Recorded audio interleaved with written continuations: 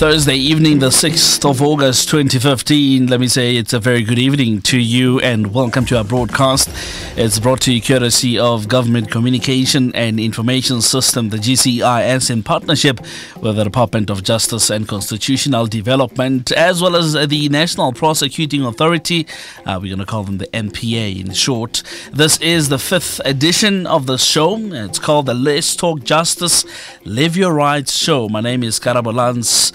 As I always say, ke setlogolo sa ba pedi le batabele ke thabela go ba le wena boshegong bja legono ra o mogela le wena motheletši gore le wena o karolo ya kgaso ya rena yona o itlišetšwa ke ba ga Government Communication and Information System, the GCIS, ga mmogo le kgoro ya toka le tšweletšopele ya molaotheo, that's the Justice and Constitutional Development, le the National Prosecuting Authority le bona ba tšea karolo mo kgasong ya rena ya bošegong bja legono. Xa ba ngmela nawe mlaleli kule lihlelo lethu silethola ngaba ka Government Communication and Information System, the GCIS, nomnyango we-Justice and Constitutional Development kanye ne-National Prosecuting Authority. Gama lam nguKarabolanso Mpedi.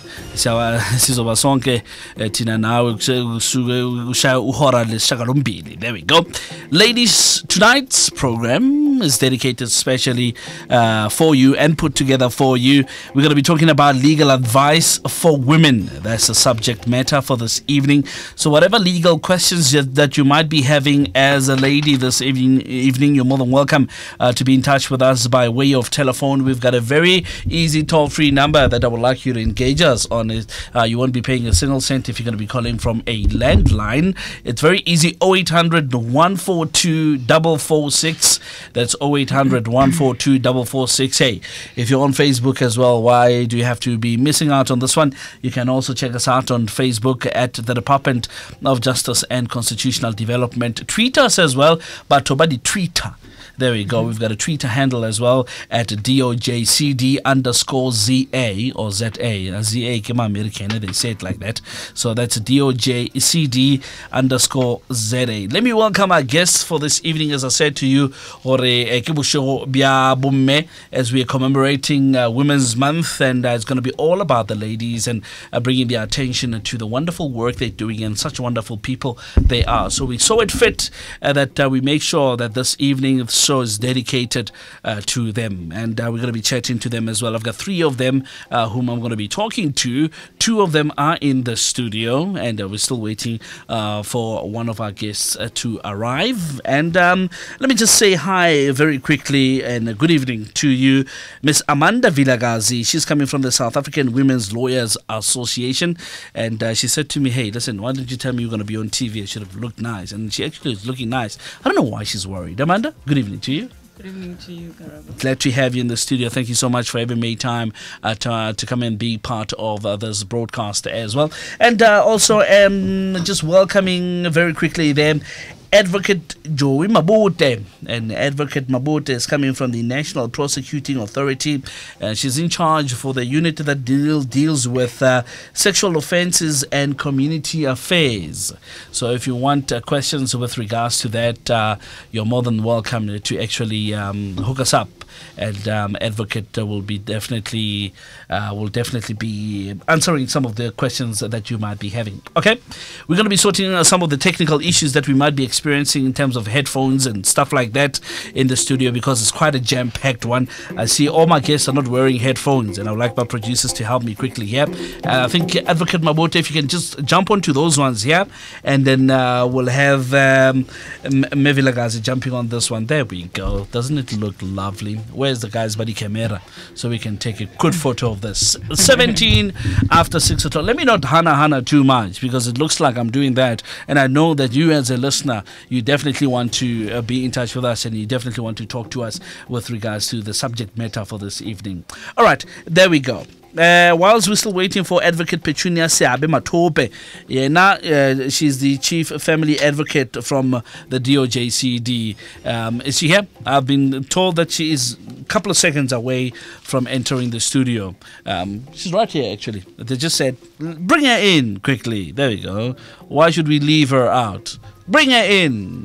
That's the show for for the ladies. And I got about to give the one hangata. You know, I've been given a warning by my producers, but today go off. I don't know what that means. I don't take idle threats, especially when I'm being surrounded by such beautiful ladies. There we go. You see, it's what we call a grand entrance. When you're waiting for the president, but it's a melangengoma. I wish my producers had played a song or two so that we can wait for Advocate Petunia Seabi-Mathope, who's just joined us. And it's a very good evening to you, Advocate Mathope. I'm quite excited to have you joining us this evening as we are going to do our show this evening, talking to women. Very good evening to you. So there we go. We've got all three of the guests in the studio, and I think this is a good time to actually jump into the subject matter for this evening. South Africans commemorate Women's Month in August, as I said earlier on. Now, as a tribute to the more than 20,000 women who marched to the Union buildings on the 9th of August in 1956 in protest against the extension of the past laws to women.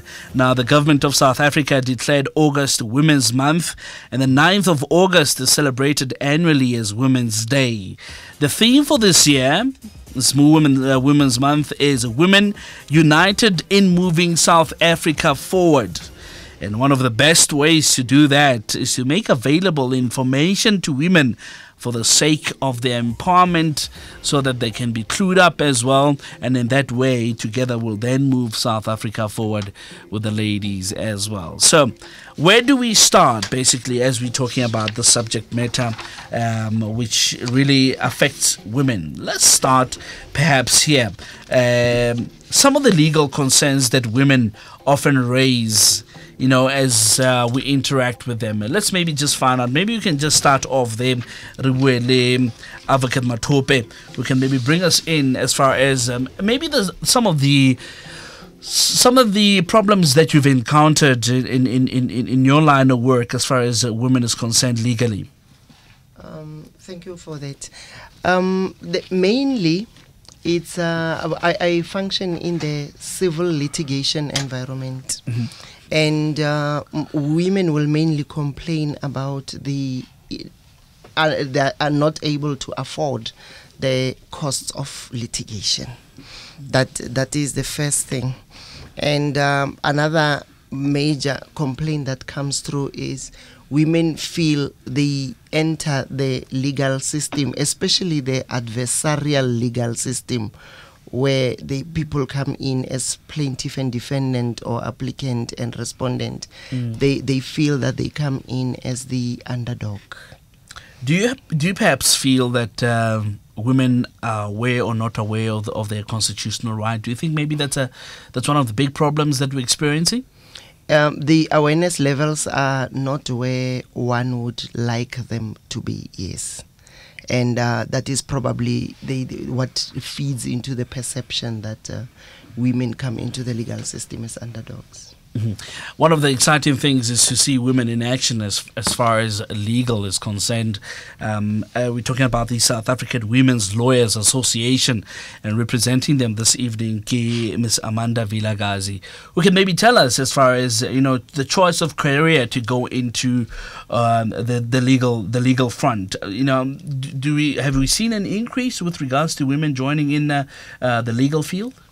I think we certainly have, and I think there's also statistics that have been released to that effect, although I may not be sure of the numbers, but it has increased incredibly, except that there's still place for more improvement. Mm-hmm. I think that we should be seeing in the years to come more women lawyers coming to the fore. And as far as, representation and women being accepted, do you think they're still having a challenge that they used to have in the past, or has it changed as well, or women are still looked down in this field of law? Certainly, otherwise we would not be receiving the kind of complaints that we are currently. Mm-hmm. In fact, I'm referring to the article that was released somewhere last year, wherein it was published that in your big law firms, they use our women lawyers as for window dressing purposes, mm-hmm. without actually giving them actual work to do. That would be maybe for BE purposes or for luring in a client. After the client has been lured in, that person does not handle the matter anymore. Therefore, you can't say they really gain any skills from that. It's a serious problem.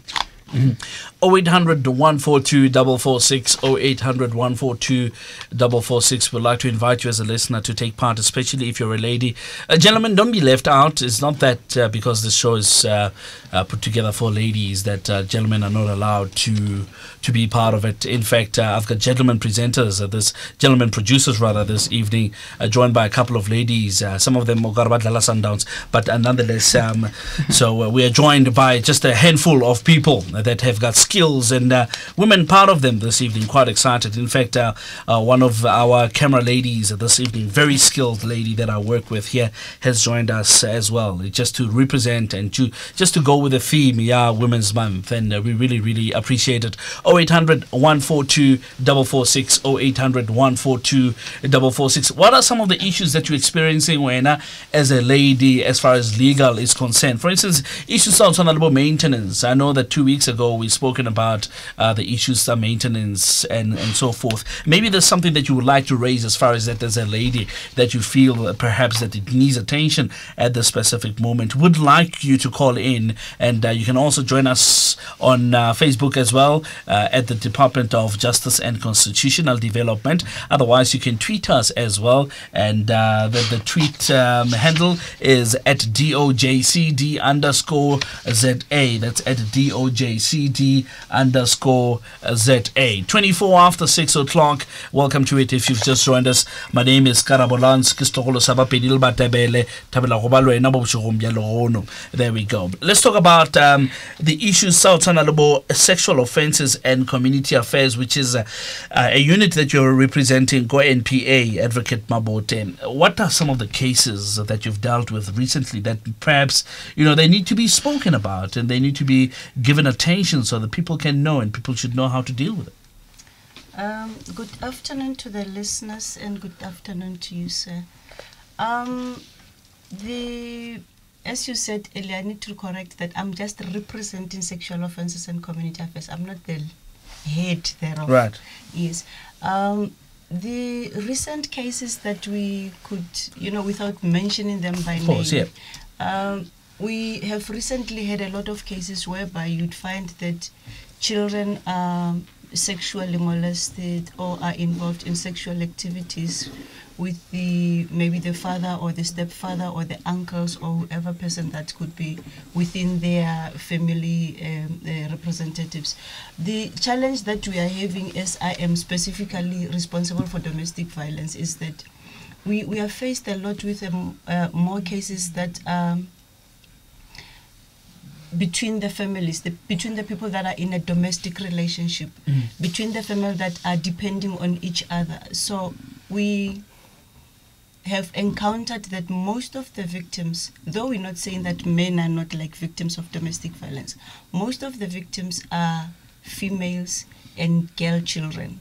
So it is our concern as the National Prosecuting Authority that this matter should be preached in all the communities. And within our unit we also have a project that we call Ndabezita project, whereby we go to the rural communities, because as much as one of the questions that you asked to Advocate Seabi is that are the community members aware of their constitutional rights? Yes, in some instances, like especially in the urban areas, but the rural communities, they know that there is a book that is called the Constitution, but they don't know about the provisions thereof and how it is of use to them.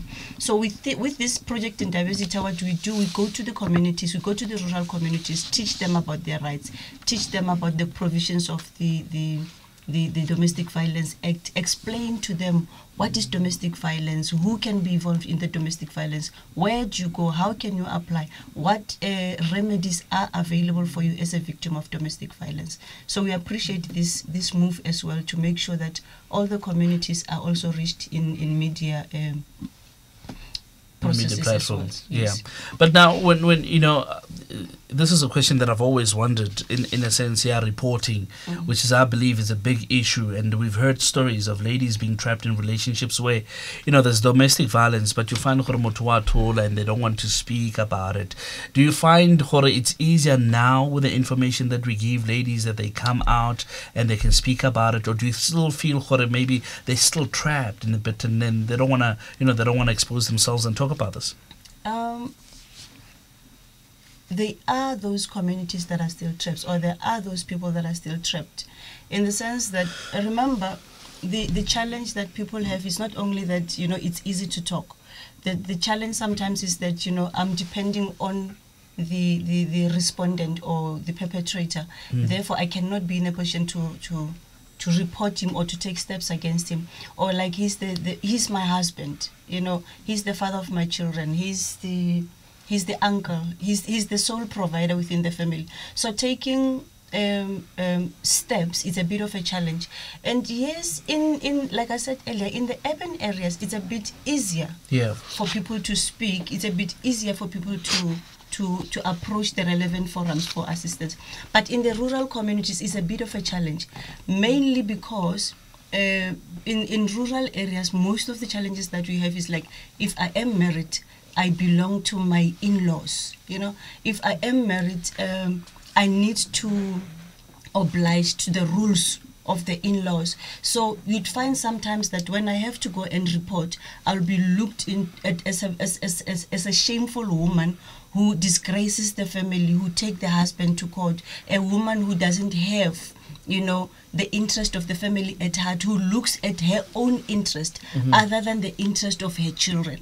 So it's a bit of a challenge in the rural communities, hence our Ndabezita project. And I can promise you, in most instances where I attended the public awarenesses, you'd find that people don't really know that this is one of the things that is not supposed to be happening. They think like, when I'm married, when the person that marries my husband, I'm one of, I form part of the furniture.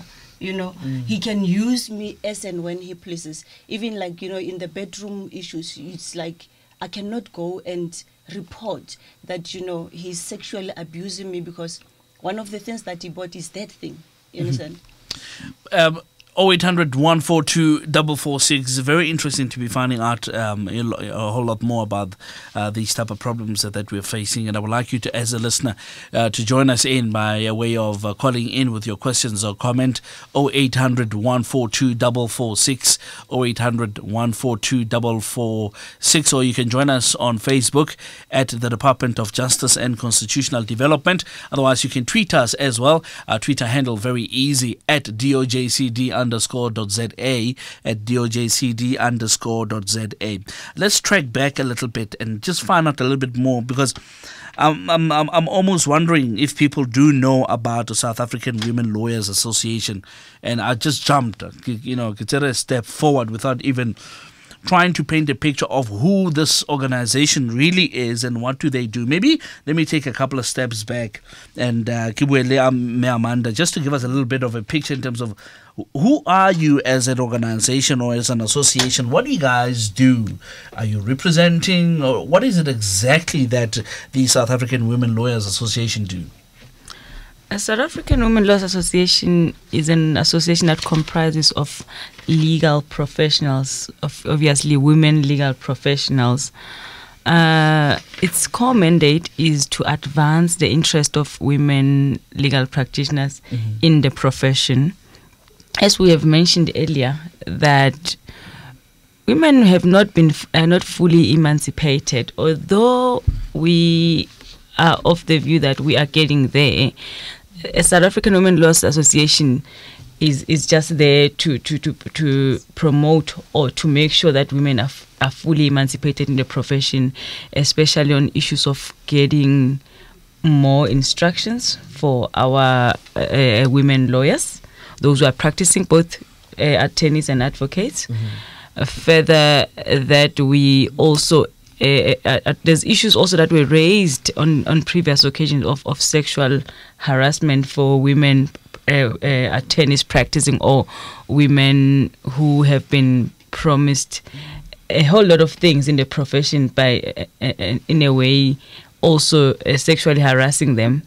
A further mandate of SAWLA is we have a relationship with the Department of Justice, wherein, like, next week is our Access to Justice week. We will be on all courts in the Republic, there to give free legal advice to everyone who walks in court. So everyone is allowed to come. They will find our people or our women lawyers with they would have set up everything at the court where you can come, just walk in, and you will be given a free legal advice. Further, another mandate which is pending is we are dealing with the issues of women in prison, wherein we would remember we are lawyers. The only service we could provide for them is legally related. Those who are interested in doing appeals, those who have left children at home, who you'd find that a mother is incarcerated. She left children at home. She does not know what happens to them. There's obviously a form of where we can be involved. For instance, getting them placement, or where a husband dies when a woman is in custody. You find we assist them in terms of having the estate reported, such and such things. But obviously it depends on each and every case that comes before us. We don't just assist everybody. We are involved in women in prison also. Yeah. All right. 0800 142 446. 26 minutes just before 7 o'clock. Let's take one or two callers and find out what the people have got to say so far with regards to the issues that we're talking about. Let's chat to you, Catherine. Catherine, good evening to you. Where are you calling from? Hi. Hi, Catherine. Yes. What is your question or comment, Kath? I've got a lot of problems. The first one is I was abused by somebody. It's a man, and it's now, I remember 2006, and I tried to keep this quiet. So I used to listen to this radio every time, so it encouraged me a lot, and I really need help. All right, Catherine, without giving too many details, let me just try to establish the relationship that we have with this person that's abusing you. What are they to you? Is that the husband to you? Is it a friend or a colleague? Yes, I can say he was my husband, because we married and I'd never stayed with him even 1 year. So we signed administrate. He abused me a lot. All right. Have you spoken to anyone about this matter? Have you reported the matter to the police? Have you spoken to some of the family members for intervention? I've tried to search for him to the other lawyers at the court. They say I must go and search for him. I can't find him. I don't know what to do. All right. Catherine, I'll tell you what I'm going to do, because I don't want to get into many details about it on air. It's quite a sensitive case, this I'm picking up. Yeah. So I'm going to have my producers take your number quickly, and then we'll have one of our guests to respond to you to see how they can help, especially Mabote. Is that the case that you would maybe try to help and deal with? Yes. All right. Catherine, I'm gonna have Advocate Joey Mabote to give you a call, even after the show, I presume, to give you a call and establish, the way forward from this, and we're gonna definitely try to tackle this issue. And then you've just mentioned that person, by the sound of it, they're not staying with you. Abanilwen at the moment. No, that man, he was staying together at Mamelodi, so I left there. I came back here at home. Okay, 100%. We're going to try to establish all of that stuff, and we'll definitely deal with the problem. Thank you so much, Catherine, for your bravery in calling in, because you never know. Maybe the person's even listening, and it's going to be another issue. But your bravery for having picked up your phone and call us for help, we'll definitely respond to it, and that is what we're here for. 0800 142 446. Let's go to Glencoe, and we're speaking to Tulani Mdunge. Bratus. Yebo. Yebo baba. Umbuzo wakho uthini? umbuzo wami uqonde kubaba lo lapho umama lababa lapho Karabo. Yebo. Umbuzo wami uqonde nokuthi ke uyazi leyakhulukazi le ndaba ye women abuse. Iyakhulukazi uthola ukuthi obaba uyaboshwa ubaba ubusithola ukuthi omama laba bayamkhipha ethi ngoba babuyengane zakhe amkhiphe ejele seboshiwe. Sinenkinga thina madoda singathanda ukuhlukumezeka abantu besinami ngoba siyafisa ungabe umuntu ohlukumeza abantu besinami uyaboshwa uthola ukuthi neseboshiwe bese mkhipha yena emva kokuthi ngoba babuyengane zakhe uyamondla yena owondlayo beqhubeke ehlukumezeka leyo nto iyasikhathaza kakhulu. Okay, Bratules, thank you so much for having given us a call. I think I've just captured the gist of what you want to bring to our attention. We really appreciate it. 22 minutes just before 7 o'clock. If you've just joined us, it's a very good evening to you. This is our show that we bring to you every Thursday, and it's called the Let's Talk Justice, Live Your Rights show. My name is Karabalans. In the studio, I'm joined by Advocate Petunia Seabi-Mathope, Chief Family Advocate from the DoJ&CD, as well as Ms. Amanda Vilakazi, South African Women Lawyers Association, and not forgetting Advocate Mabote, National Prosecuting Authority. Mabote, this is not probably the first you hear about cases out on Alibo, Catherine, for instance, where abuse is just an order of the day with somebody and they don't know what to do. Yes. What I would like to maybe understand from the caller is, because I couldn't understand when she said Uile Abuele, the lawyer Kokoto. I could not get the gist of the matter for the concern here high. But what I would like to say is that if they were married or they're no longer married, it doesn't matter. They're still in a domestic relationship. Right. What she can do is to go to the nearest magistrate court. If she's in Hammanskraal, she can go to Hammanskraal. I think it's Temba Magistrate Court. There is a court in Temba, yes. Yes, Temba Magistrate Court, where she could go and approach the clerk of the court. Okay. The clerk of the court would assist her in applying for a protection order. It's not necessary for her to go and look for the ex-husband, for as long as she can have an address where she knows that he's residing, then she can give all the details to the clerk of the court. The clerk of the court would assist her in completing the application form, and on the very same day of the application, she will leave that court with an interim protection order that would temporarily protect her while waiting for the order to be made final against the respondent. But it should be noted that that can only be effective if the respondent knows about the application, or if the respondent knows about the interim order. But what she needs to do is to have the physical address of the respondent, because all the documentations cannot be served on any other person but the respondent. She just mentioned, if I heard her correctly, that she doesn't even know where the person is.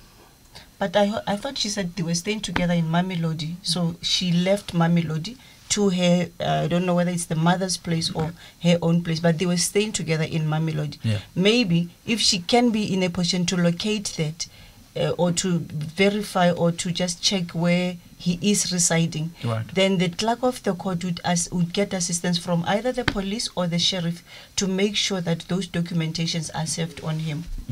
Tulani called in, and he's quite worried about, the ladies dropping cases somewhere where they've actually reported somebody who's been abusive to them, especially somebody who they're helping them in the family. It could be a husband for that matter, and again another provider, as we said earlier on, in the family. And they find, once they've put a case forth, the person gets arrested and gets incarcerated as well. But due to poverty, they tend to go back, release that person because they want provision.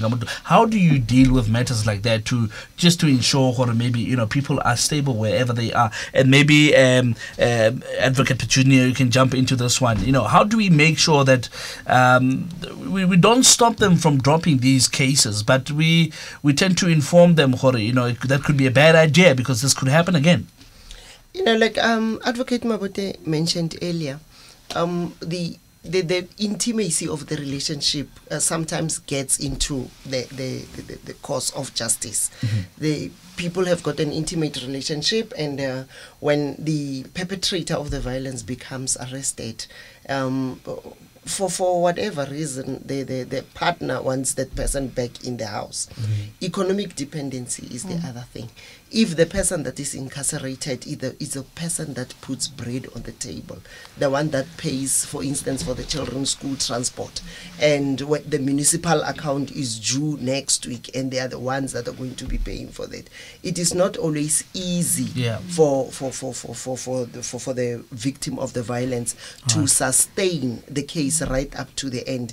There are safe houses that victims of violence can go to for their own physical safety. But it becomes a little complex when also there's children and all these emotional other issues that arise. Because normally you would think they would have to take the kids with, and it becomes a bit messy as well. Absolutely, and it's disruptive for the routine of the children and so on. Yeah. 0800 142 446, 0800 142 446. Let's go all the way to the Western Cape, Cape Town. I believe Cape Town is very cold this evening, Carol. Did you hear my story now? Ek het nie gehoor nie. Carol, what is your story? Oh, no. I'm working 29 years in this company. And my husband is a pensioner. But now, he wants to divorce me, then he wants half of my provident money. Now, isn't there a way, because I got an 11-year-old child still in the house, and we live together, we not divorced, but we separated. Is there any way that I can't give him anything, or just 1%? All right. Stay on the line, Carol. There might be follow-up questions. Are they married? Okay, how are you married to them? Are you married in community of property or otherwise? Yeah, married in community of property, yes. Vilakazi, stay on the line for me, Carol. Stay on the line for me. Okay. Yeah, marriage in community of property presupposes a joint estate, and when it is ended in a divorce, there is the strong likelihood that the parties will have to share the property that is in the estates, including the provident funds and the pensions and so on. Really? But then there is also an opportunity for her to claim forfeiture, which is not an easy claim to make, but it is possible that the husband can forfeit his half share of the estate. What could be the reasons that, say, if I claim for forfeiture, for instance, if it's granted, on what basis would that be? It's for a variety of reasons. You know, every case is taken on its own merits. For instance, a partner that has been deserted for a long time in the marriage, where the other person claiming half of the estate was not contributing or assisting financially and so on, you know, that would be one obvious ground that the court will agree that this person can forfeit. But each and every case must be taken on its own merits. All right. If I can add. Yeah, please. Okay. Further, I think the court most of all would look at the issue. It looks at three things before it makes its decision on forfeiture. It will look at the duration of their marriage, the substantial misconduct on the other party. She's mentioning that he deserted the home for 11 years. It could be a substantial misconduct. And the court will thirdly look at what has led to the breakdown of the marriage. If the husband was responsible for the breakdown in the marriage, the court could also consider to grant a forfeiture order. So yeah, it's a difficult one, but it's possible. Okay. Again, let's go back. Carol, hang in there. I want you to listen to this very carefully now, Carol. Yeah, okay. Forfeiture. Are they explaining? Let's make it easy for those people. Baba Saudlusis in some of these legal terms that we have. What is forfeiture? You want to jump in there, Advocate? Forfeiture would mean an instance whereby we have accumulated the assets together, ne?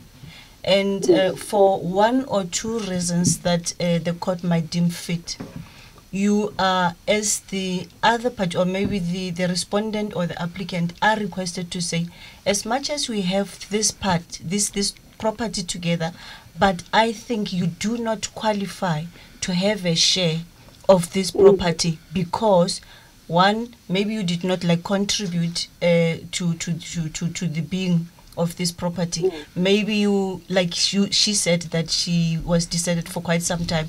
Part of the estate that she has accumulated, he did not form part of.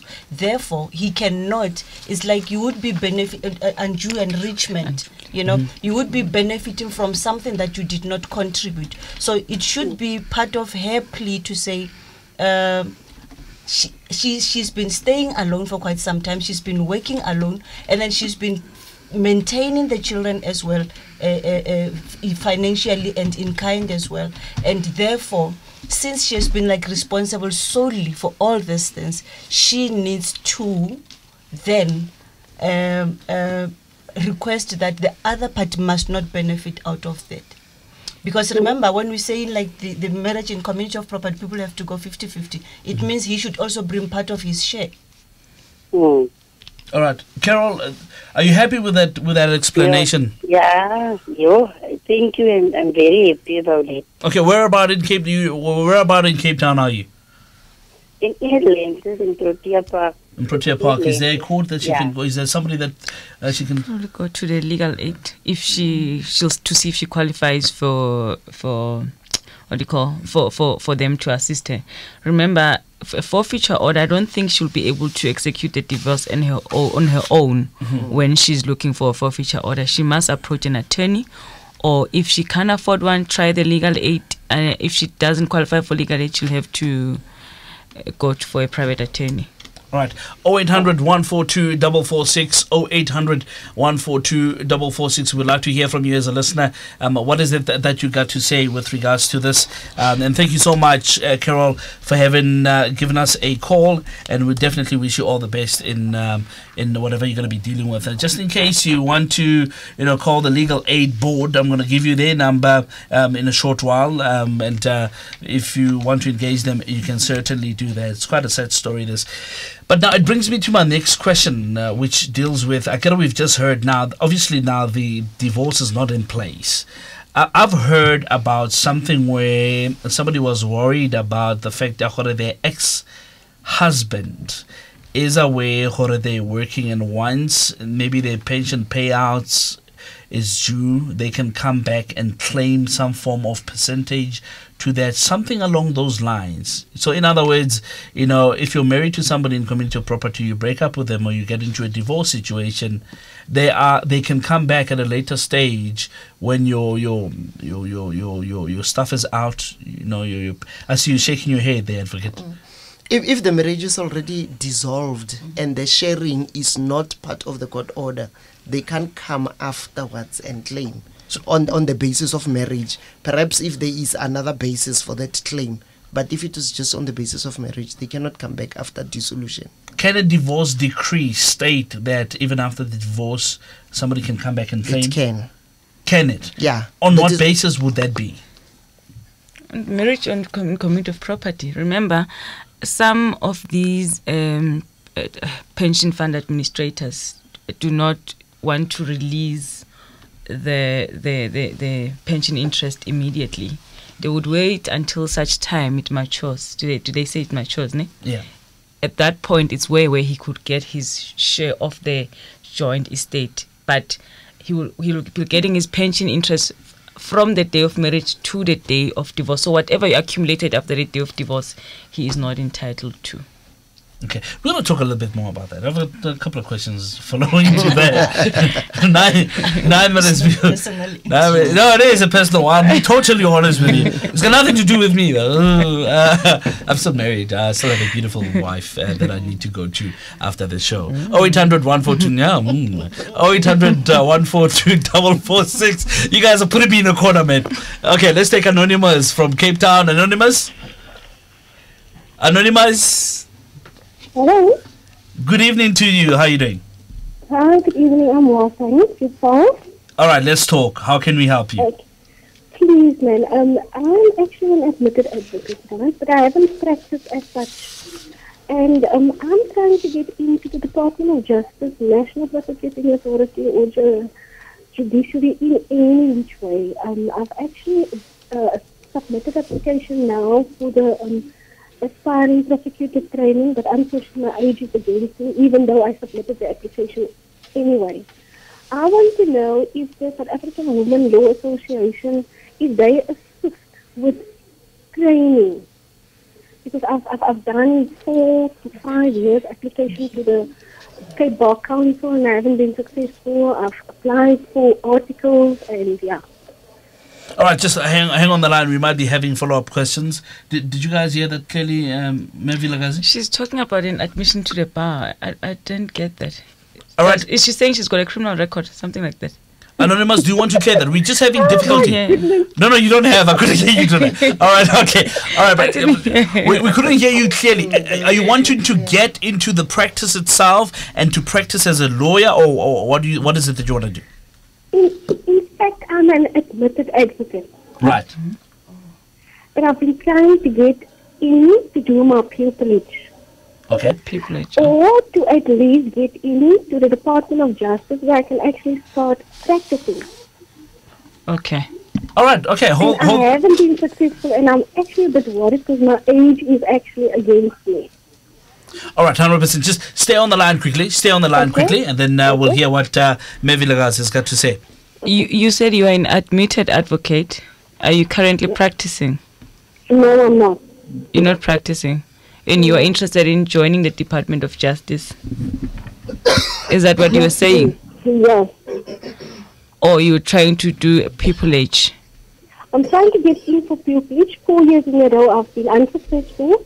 I've been sending applications to the Department of Justice to get in, but I've been unsuccessful. And I've also recently submitted applications for the aspiring prosecutor training that I am unfortunately not qualifying for because of my age, but I've submitted the application anyway.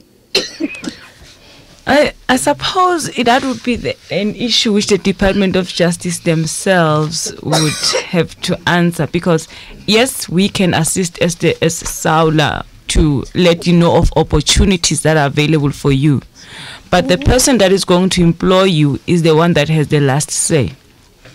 Remember, we can tell you there's an opportunity available here, put in your CV. There's an opportunity available somewhere, you put in your CV, but we can't, impose on the employer as to who him or he must hire. But we could certainly let you know of opportunities. And you can be a member of SAWLA if you want to.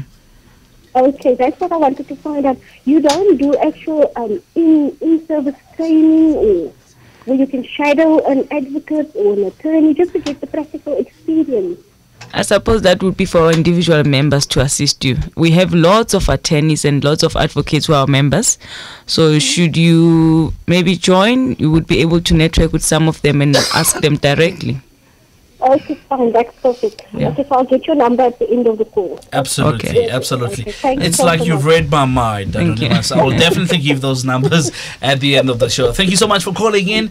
5 before 7, going all the way to Cape Town. And is it Mtaza in Cape Town? Mtaza, good evening to you. Mtaza? Mtaza, good evening to you. Okay, I think we've lost Taza there. Taza all the way from Cape Town. Looking forward to be hearing from you as well. 0800 142 446. That's 0800 142 446. All right, and I believe Mtaza is on the line. Mtaza, good evening to you. Hello, Mtaza in Cape Town. 4 minutes just before 7. All right.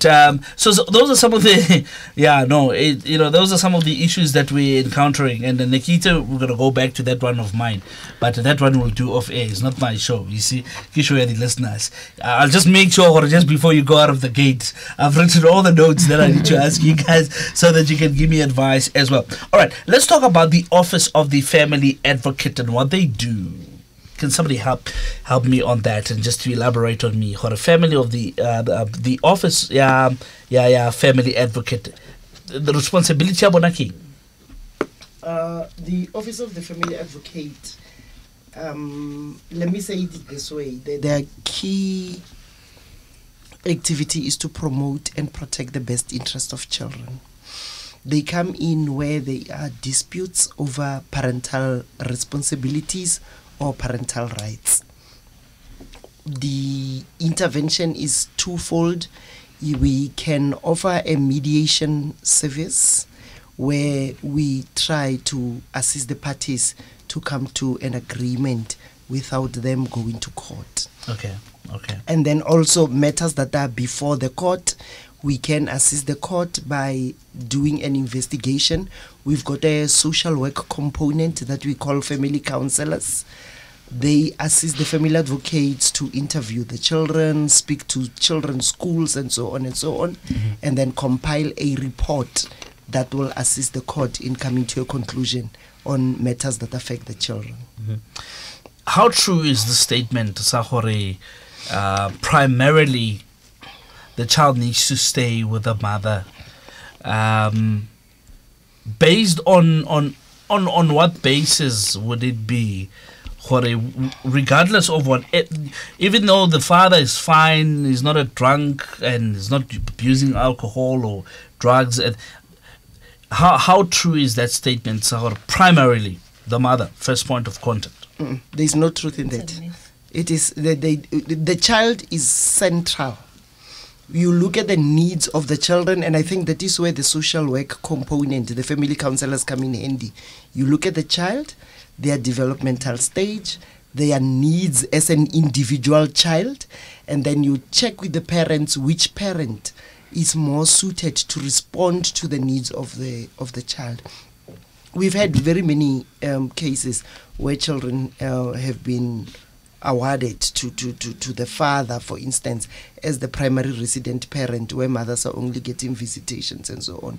It is primarily about the child.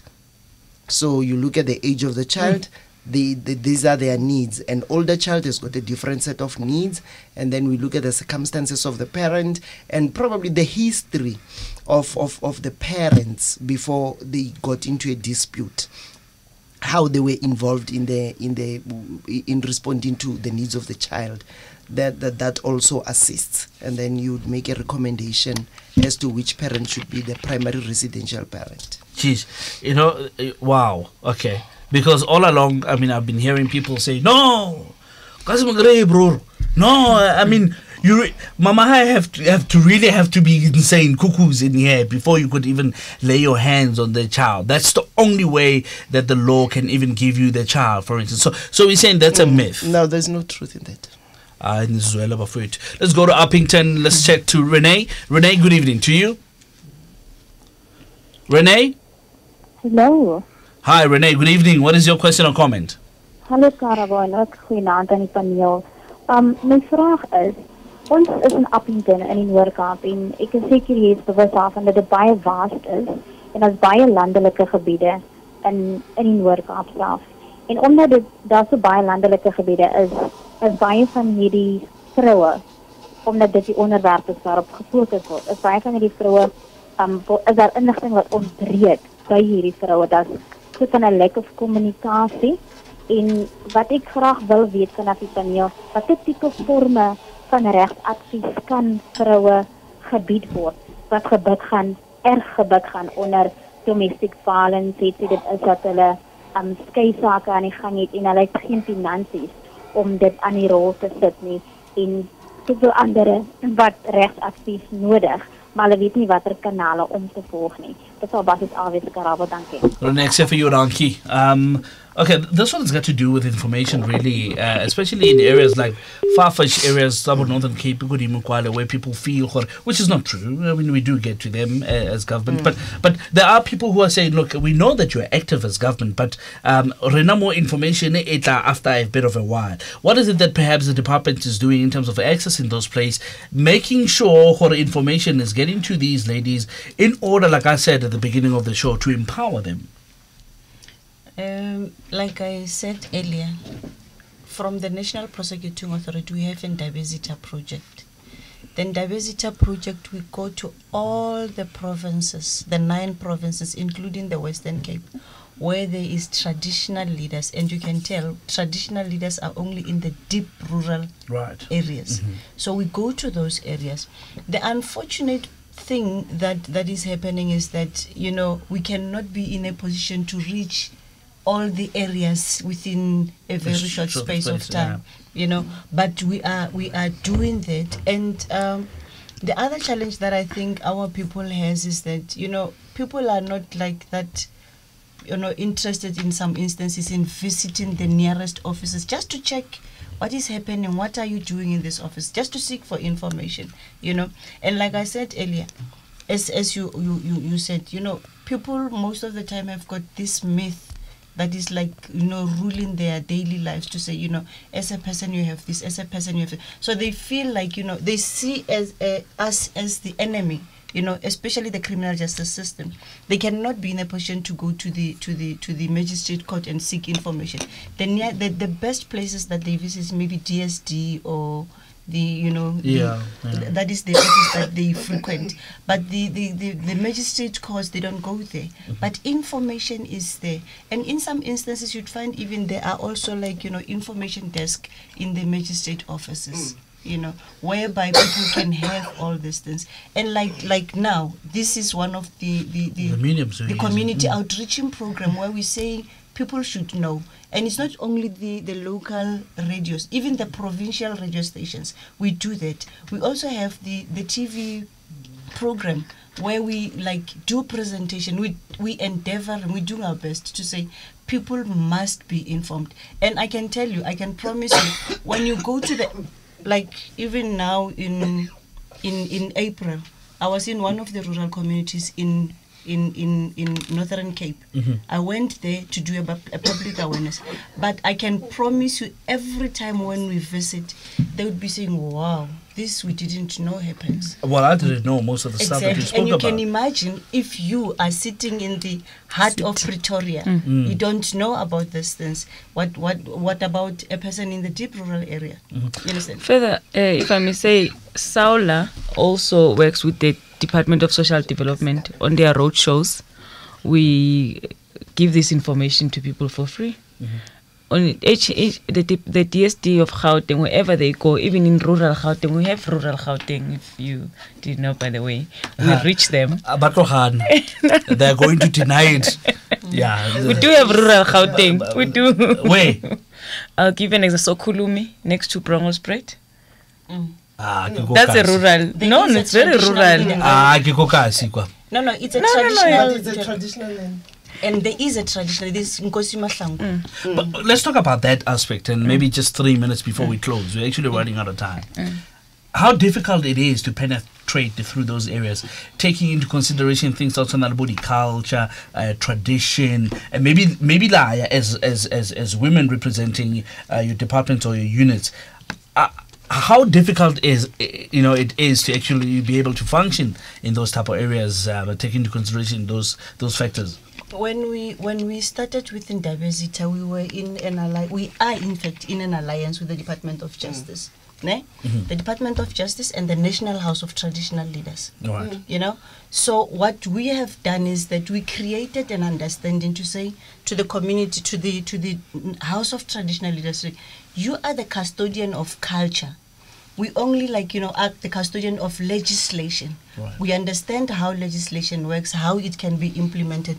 You know how tradition and custom can be implemented. So let's come together with the aim of empowering our community. Then what we did is that we trained the traditional leaders themselves. There are traditional leaders that we have trained, and after training those traditional leaders, then we agreed with them, because remember, the problem that you need to do is you cannot, in terms of the tradition, you can't come to my community without me being involved, you know.